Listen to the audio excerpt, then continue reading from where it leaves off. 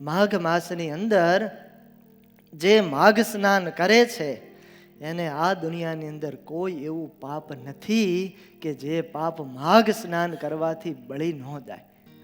બધા પાપો બળી જાય એવો માઘ સ્નાનનો મહિમા છે. એનું થોડું આપણે મહત્વ સમજવું, ક્યારે કરવું, કેવી રીતે કરવું, એ કરવાથી શું ફાયદા થાય. પદ્મ પુરાણની અંદર, સ્કંદ પુરાણની અંદર, મહાભારતની અંદર એ મહિમા લખાણો છે.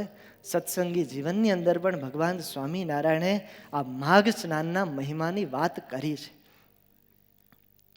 ક્યારે કરવું? તો પોષ સુધી પૂર્ણિમાથી આ માઘ સ્નાનનો પ્રારંભ થાય છે.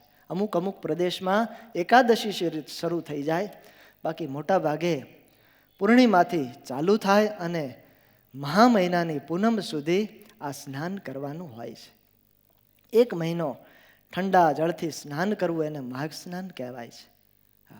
અને ગરમ જળથી જે સ્નાન કરે એ સ્નાન વૃથા કહેવાય છે, એ નાયો જ નથી એવું ગણાય છે, એવું આપણા શાસ્ત્રકારો કહે છે. નદીમાં સ્નાન કરવું અથવા સમુદ્રમાં સ્નાન કરવું અથવા તો નદીનો જ્યાં સંગમ થતો હોય ને, ત્રણ નદી ભેગી વળતી હોય એમાં જે સ્નાન કરવામાં આવે એ સ્નાન બહુ ઉત્તમ અને પવિત્ર માનવામાં આવે છે. એનું વિશેષ ફળ મળે છે.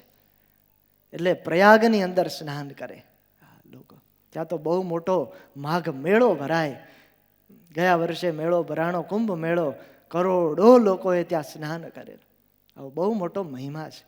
કારણ કે માઘ માસમાં આ ત્રિવેણી સંગમમાં જો કોઈ એક વાર પણ સ્નાન કરે તો એને ફરીને ગર્ભવાસમાં આવવું પડતું નથી, આવું શાસ્ત્રોમાં લખાણું છે. આવું મોટું ફળ છે. પંચ મહાપાપ કરનારાના પાપો પણ બધાય નાશ પામી જાય છે પ્રયાગમાં સ્નાન કરવાથી. જે વ્યક્તિ ગંગાની અંદર માઘ સ્નાન કરે એને 4000 વર્ષનું ફળ મળે. દેવસ્થાન હોય અને તીર્થભૂમિ હોય અને ત્યાં નદી વહેતી હોય ને એ નદીમાં સ્નાન કરે તો 100 વર્ષનું ફળ મળે. અને ખાલી નદી વહી જતી હોય એમાં સ્નાન કરે તો 24 વર્ષનું ફળ મળે.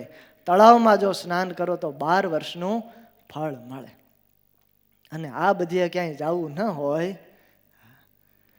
તો ઘરે નવો ઘડો લાવવાનો, માટીનો ઘડો હોય ને, એ કોરા ઘડામાં સાંજે પાણી ભરી દેવાનું, સાંજે ભરવાનું હો, અને પછી એમાં ચપટી તલ નાખવાના અને એને ખુલ્લી જગ્યામાં મૂકવાનું. ક્યાં? પવન આવતો હોય ને ત્યાં. અને એ પછી પવનથી બરાબર પાણી કેવું થઈ જાય? ગરમ. એ પાણીથી સ્નાન કરવાનું. એ પાણીને ગંગા જળ સમાન ગણેલું છે અને એનાથી સવારે સ્નાન કરવું. ક્યારે કરવું? બ્રાહ્મ મુહૂર્તમાં કરવું. સૂર્યનારાયણ ઉદય થાય એ પહેલા આ માઘ સ્નાન કરવું.